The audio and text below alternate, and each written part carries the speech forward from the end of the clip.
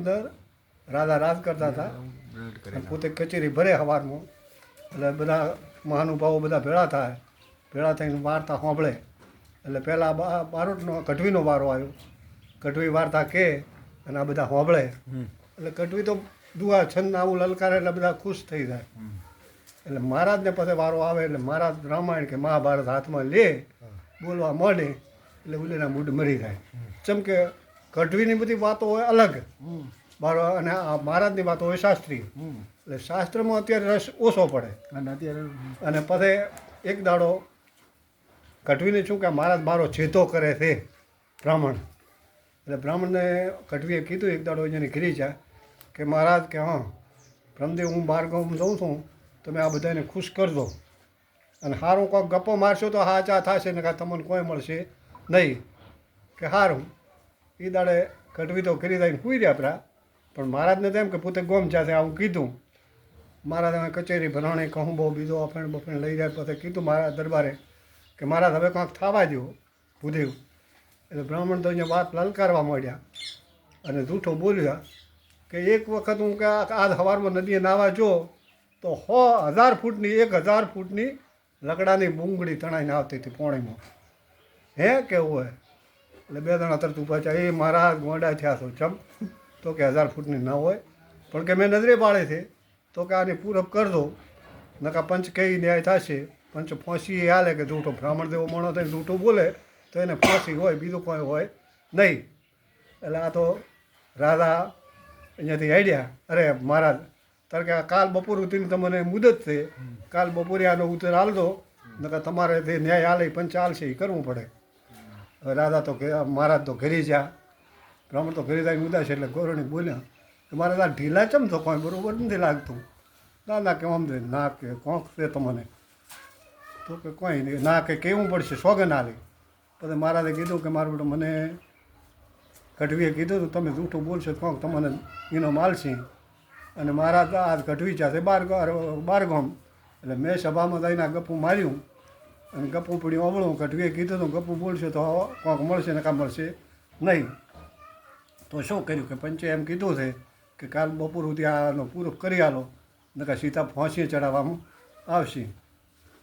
તો કે તમને કીધું કડ્યા કે તમે જૂઠું બોલશો તો કેમ છે કે કઢવીએ તો કે કઢવી કંદો તો જ તમને આનો ઉત્તર મળશે બાકી મળશે નહીં. પણ કે કઢવી બારગામ જા કે બારગામ ન જાય ઘરી જ તે.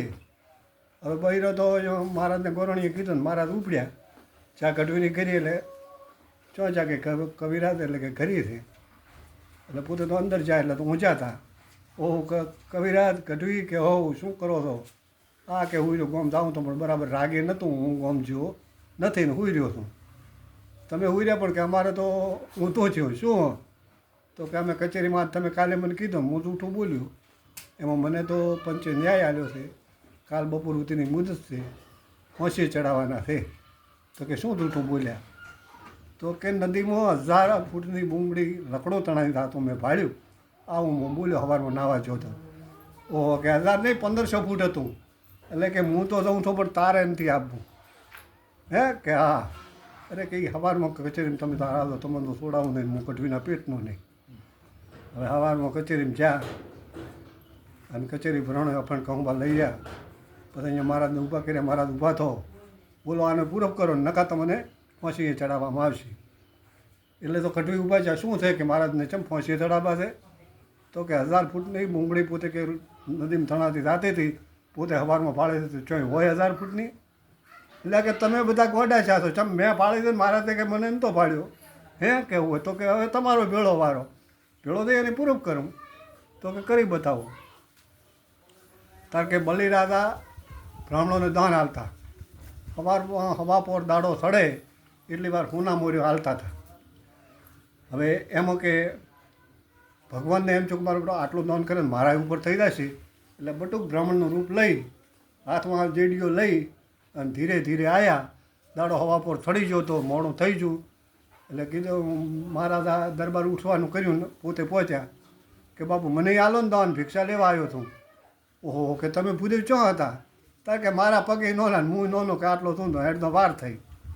તો કે બોલો તમારે શું જોઈએ છે તો કે મારે અઢી ડગલા તમે જોઈએ ઝૂંપડી કરીને તપ કરવું છે તે કે આપણે પૃથ્વી તો તાર માપી લો મારી છે એમાં ગમે ન્યો હે કેવું હોય અહીંયા બધે ભગવાને વિરાટ સ્વરૂપ લીધું પોતે આકાશમાં માથું આકાશમાં પગ પાતાળમાં જેડો ભેળો ઠેઠ આકાશમાં અડી રહ્યો એટલે હું મૃત લોકનો માનવી હતો કે મારો બેટો સ્વર્ગમાં જવાનો માર્ગ છે એ જેડો પકડીને થડવા મળ્યો અડધે પહોંચ્યો એટલે ભગવાનને શું મારા બધા સ્વર્ગનો આવશે એનો બધા મૃત લોકનો હે કેવું હોય અહીંયા પાસે ભગવાને સુદર્શન નામનું ચક્ર બરાબર ફેરવીને હણ્યું અને એના ટુકડા છા જેડાના એ એક ટુકડો પડી ગયો નદીમાં એ તણાતો આવતો હતો અને એ મહારાજે ભાળ્યો મેં ભાળ્યો મહારાજે મને નતો ભાળ્યો પછી કચેરીએ કીધું કે વાહ ભાઈ વાહ મહારાજ તમે છૂટ્યા અને મજા કરો આ વાત થઈ પૂરી આકડે ઉજી પૂરી